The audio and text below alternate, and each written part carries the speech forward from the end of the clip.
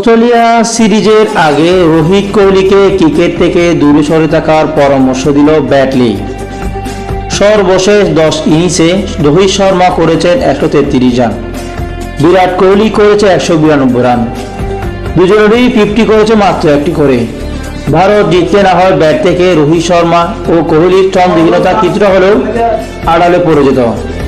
কিন্তু নিউজিল্যান্ডের বিপক্ষে সম্প্রতি নিজেদের মাঠে ভারত যেভাবে অপভ্যস্ত হয়েছে তাতে দুজনেরই রানের খরা বিষয়টি আরও বেশি সামনে এসেছে।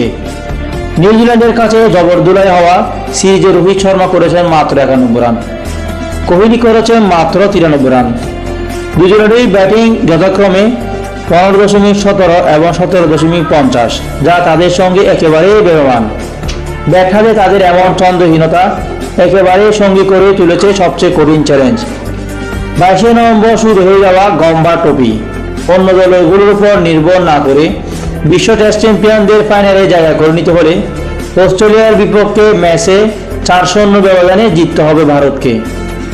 এই যখন অবস্থা, তখন অস্ট্রেলিয়ার বিপক্ষে খেলতে নামার আগে রোহিত এবং কোহলিকে ক্রিকেট থেকে দূরে সরে থাকার পরামর্শ দিয়েছে ব্যাটলি। নিউজ ইউটিউব চ্যানেলে অস্ট্রেলিয়া বিশ্বকাপ জয়ী এই 5 বোলার বলেছেন, যখন আপনি টানা 2 ম্যাচ খারাপ করবেন তখনই চাপে বসবেন।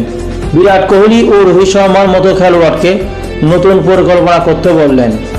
আমি তাদের বলবো, অস্ট্রেলিয়া খেলতে নামার আগে তাদের অবশ্যই কৌশল নিয়ে কাজ করা উচিত। যতটা সম্ভব ক্রিকেট থেকে দূরে সরে থাকা উচিত, সতেজ হয়ে ওঠা উচিত। অতি আত্মবিশ্বাসীর কারণে নিউজিল্যান্ডের কাছে তারা 3-0 ব্যবধানে হেরেছে। ব্যাটলি, এটা টি-20 ইস্যু নয়। ব্যাটসম্যানরা কি এত বেশি আক্রান্ত ছিল? দক্ষতা কি ঘাটতি ছিল, নাকি কিউদের গুরুত্বপূর্ণ দেয়নি? আমার মনে হয় এটাই কারণ। আমরা কিউদের অনায়াসে জবরদোলাই করব, এমনটা ধরে নিয়ে তারা সিরিজ খেলতে নেমেছিল। তারা ভেবেছিল কাজটা খুবই সহজ। এর অর্থ কিউদের কাছে অসম্মান করা নয়। আসলে ভারত তাদের মাটিতে খুব শক্তিশালী দল, কিন্তু কিউদের কাছে লজ্জাজনকভাবে হেরেছে।